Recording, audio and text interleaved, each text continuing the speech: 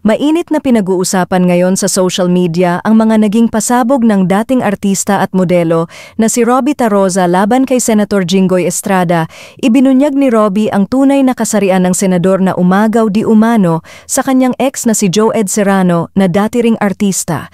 At kung ano-ano pang expose to rescue naman si Christy Fermin na malapit na kaibigan ng pamilya Estrada.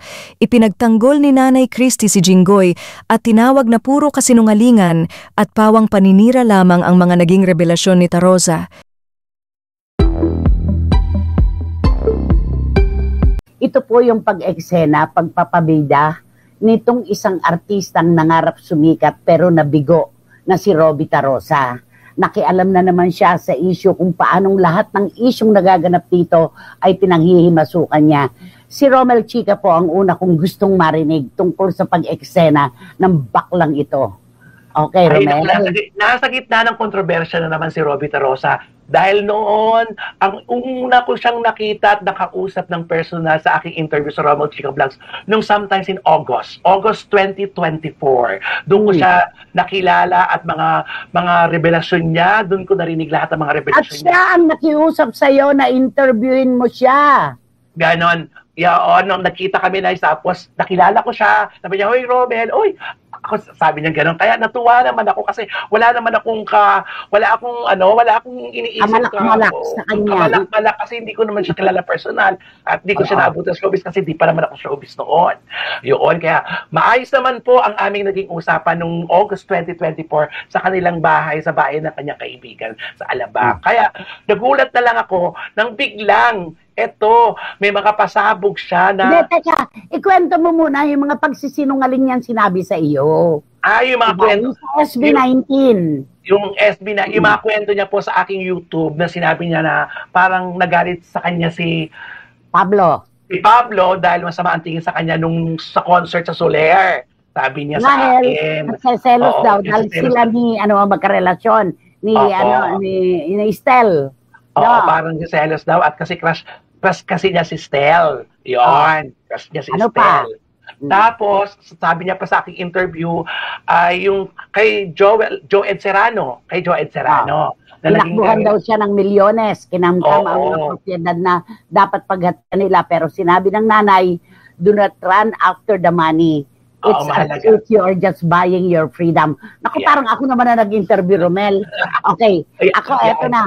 Sige, so ako na, Nakasagsagan po, mga kapatid, mga kababayan, ng issue tungkol sa mga anomalyang nagaganap sa DPWH, kung saan isinangkot po ni Bryce Hernandez ang pangalan ni Senador Jinggoy Estrada.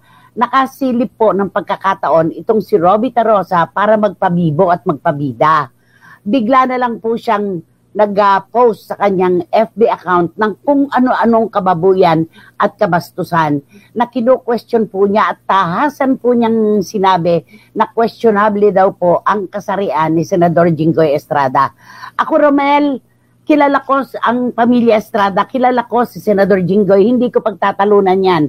Wala akong pakialam sa kanyang bintang na yan dahil hindi totoo yan. Ang akin lamang, hindi ko po alam kung nagutom itong si Robbie Taroza, kumakalaman sikmura, kaya ito kinain na naman ang isang issue. Pangalawa, baka naman kumain ng sobra-sobra, hindi nakadighay, kaya siya ay naimpatyo. Ang akin lamang po, pinabababa niya ang kalidad ng mga miyembro po, ang komunidad ng LGBTQIA. Isipin niyo po yung mga ginamit niyang termino sa kanyang FB account. Hindi po ito makakain ng kahit gutom na aso. Yung mga salita na dapat ay iniisip lang natin at hindi inililipat ng bibig, lalo na ng iba't ibang tenga, nandoon po. Napakabastos. Merong nag-text sa kanya, Romel, ang sabi, nako, eskwakwa ang mga dialogue mo, napakabastos mo. Alam ko po na ang ibig niyong sabihin doon ay pang-squatter. O kontrahin ko po yon. Marami po tayong kababayang naninirahan sa mga lugar na depressed, yung mga depressed areas. Itong ating mga kababayan na nasa wasto po ang pagsasalita. Hindi po dapat ginagamit yung squatter, yung pananalita mo. Marami pong edukado na nakatira sa mga ganitong lugar. O pangkalye, hindi rin po isinisigaw ito ng mga taong may edukasyon at naniniwala na ang bansang ito ay nararapat lamang paringgan ng mga salitang katanggap-tanggap. Pero yung mga ginamit na salita nitong si Roby Tarosa, talagang grabe yung pakikipag-interaksyon ng dalawang tao sa isa't isa sa kanyang sariling salita na pagkababoy-baboy, pagkabastos-bastos. Talagang binastos niya ng todo dito si Senador Jinggoy Estrada. Makikisawsaw ka rin lang pala. Ba't hindi ka tumuon doon sa mga nagaganap na anomalya sa DPWH? Tapos sasabihin mo ngayon, don't worry guys, we were all airlifted. Kasi ang tatay ko ay dating Fed ng White House. Isinumbong na raw po nila kay President Trump ang mga death threats na dumarating sa kanya. Ang kapal ng mukha nitong baklang to. Paanong nangyari na si President Trump pa nag-airlift sa inyo kasama mo yung mga pusa at yung dalawang chihuahua mo? Hindi ka ba nahihiya sa mga pinagsasasabi mo? Nakakaloka, Romel. Kasamang kanya mga kittens, sabi niya eh. At saka yung dalawang chihuahua, in-airlift sila, kaya don't worry guys, we're safe. Yun ang sabi niya. Wala eh, ano na to. At sino magde-death threat sa kanya? Papansinin ba siya ngayon ni Senador Jinggoy Estrada? Siya ba uunahin na pakitaan ng ganito ng senador? Ang uunahin niya siyempre, yung mapabulaanan, yung bintang sa kanya tungkol sa 355 million nitong si Bryce Hernandez. Bakit siya ang bibigyan ng pagpapahalaga? Ano akala niya sa kanya pagkalaki-laki niyang personalidad? Diba? Kaya nga naloka yung mga tao talaga sa post niya. Parang saan nang galing ito? Saan nang galing ang mga post na ito? At bakit ngayon? Bakit ngayon pa kung kailan? Alam mo, di ba? Na maraming hinaharap. At saka ang sabi niya, handa raw tumistigo si ang kanyang ex ng 20 years na raw nakarelasyon. Paano titistigo si Joed? Galit na galit nga si Joed sa bintang niya na kinamal ni Joed yung kanilang mga ari-arian, pati ang pera. Di ba? Napaka-name dropper nito eh. Name dropper. Ito sabi ni Juris Dr. Channel, nung ini-interview siya ni Romel, doon ko talaga napansin na walang preno ang bibig ng Roby Tarosa na ito. Ang dami niyang hanas tungkol sa ibang tao, imbis na siya ang focus ng usapan. Para sa akin, may binabagayan ng pag-iinarte. Mayaman man o mahirap sa pananalita na susukat ang pagiging class, elegante at edukado. Alam mo, sa totoo lang pinabababa niya talaga ang kalidad ng komunidad ng mga LGBTQIA members. Ang dami kong mga anak-anakan na baking tulad niya. Yung ladlad na lang, hindi sila sang-ayon sa ginagawa nitong si Roby Tarosa dahil binababoy niya ang organisasyon. Hindi ganyan dapat ang ginagamit niyang salita. Napakabastos talaga. Grabe. Nay, may toyo na yata at bakla, kaloka. Dami kong tawa sa airlift siya with doggies. Oo, nakakaloka, di ba? In-airlift daw siya. Nakakaloka siya. Grabe ang lumabas sa bibig ni Roby Tarosa. Baka papansin lang siya at gustong sumikat. Gusto po niya maging relevant, Tita Nene Ulanday. Guys, magdadaro, maraming salamat sa text mo. Mahilig naman talagang sumasaw itong si Roby Tarosa kahit noon pa. Basta may viral issue, nandun lagi ang joklitang ito. Sabi ni Eddie Letada, naalala mo nung kasagsagan ng issue ng paglabas ng anak ng namayapang si Francis Magalona? Ayun yung interview mo, di ba? Kasama rin po sa interview ko sa kanya. Umeksena, di ba? Sobrang umeksena siya, di ba? Di ba anak ng mag-asawang artista, yung baklang bastos na yan, akala ko nawala na yan, nabuhay na naman pala. Senador ang binaboy niya, bastos ka, sabi ni Boyce Caragay. Hindi artista ang kanyang mga At ang unang-unang pagsisinungaling nito, nung lumuwa yan sa showbiz, ang sabi niya, magkapatid sila sa ama ni Joed Serrano. Alam na alam ko yan. Ang Teen Stars Magazine po ay bahagi ng Mariposa Publications. Nung mag-Dats Entertainment siya, pinakilala niya siya at si Joed na magkapatid, doon pala magjowa sila. Sino ngayon ang sinungaling? Lahat ng kasinungalingan nasa kanya na.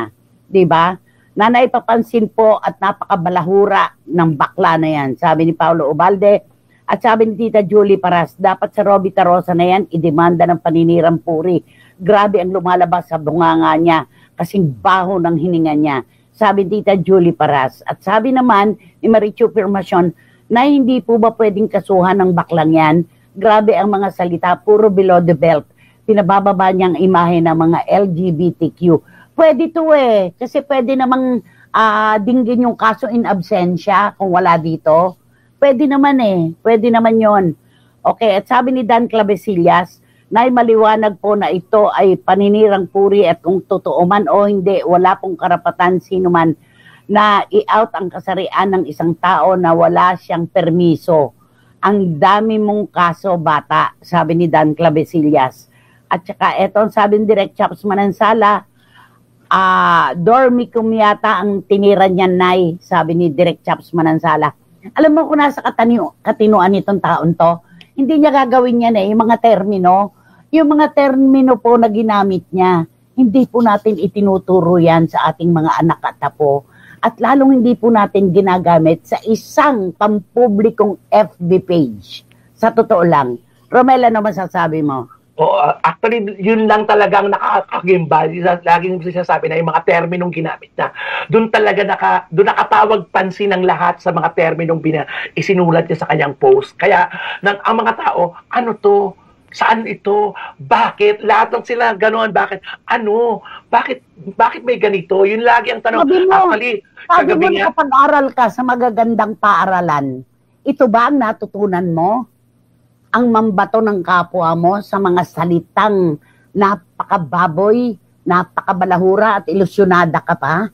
I-airlift ka kasama ang aso't pusa mo. Dahil ang tatay mo ay dating nagtatrabaho sa White House at nagsumbong kayo kay President Trump. Papansinin ka? I-airlift ka dahil sa mga death threats? Sino magde-death threat sa'yo? Napakataas naman ang tingin mo sa sarili mo, bata. Sobrang taas naman yan. Sabi ni John, nako, kailangan magpatingin na sa isang profesional na doktor yung Robby Tarosa na yan. Mula pa noon hanggang ngayon, ilusyonada pa rin siya. Hindi na nakawala sa mga ilusyonis New York niya. Sabi ni John, ayan. Sobra na talaga. Napakabastos. Tapos meron pa siyang mga na pinipick up syempre ng mga vloggers, di ba? Hindi naman nila alam ang totoong kwento. At saka, bakit mo ko-questionin ang kasarian ng kahit sino, lalo na ng isang senador? Ano ang alam mo sa buhay niya?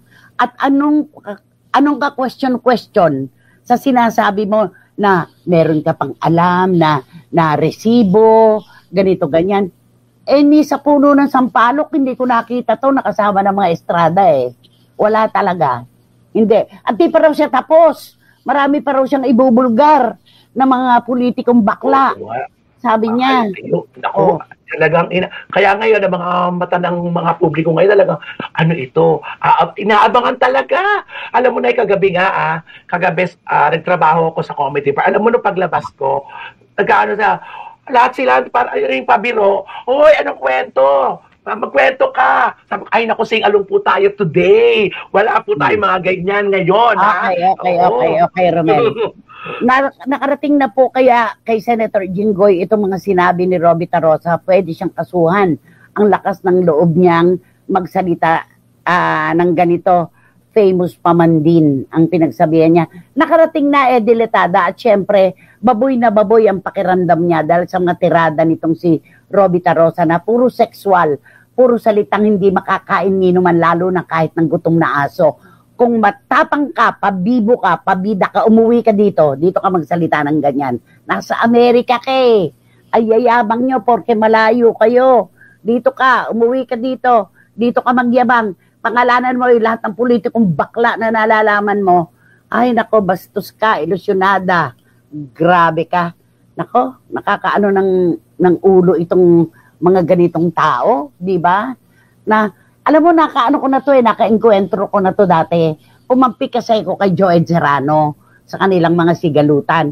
Pinadalan pa ako ng Chanel bag niyan, pinabalik ko kaagad-agad sa kanya. Hindi ako handang tumanggap ng anumang bagay mula sa isang taong di ko pinaniniwalaan. Bastos. Yan yon. O Romel, di ka makapagsalita. Nabanggit niya rin kasi nabanggit niya rin yan sa vlog ko, di ba, Nay? Tapos, yun nga, di ba, yung pag hindi nyo pagkakaintindihan. Oo. Anong sabi niya? Ayun po, yung nasa vlog ko, ganun din, na, syempre, hindi niyo daw masisiksi kasi kaibigan niyo daw po si Joed Serrano, kasamaan niyo daw po siya, yun ang sinabi niya sa vlog Hindi ko. sa kasamaan, kung sinong tama, doon tayo, ang mali. Yan ang mga binibira talaga, dahil kung ano-ano ang bintang niya. Katulad ng sinabi sa'yo, di ba? Nakinamkam ni Joed lahat ng naipon nila, pati yung mga condo units, di ba? Walang katotohanan yon. Itong baklang to, ilusyonado talaga ito. Kaya nakakaloka siya. Pare-parehas sina Robby Tarosa. Hindi ko babanggitin itong itong mga binanggit mo. Kasi si Maharlika matapang to. Sinasabi niya yung kanyang location kung nasaan siya sa Amerika, hindi kailangan ng ganito na pa-airlift pa. Okay.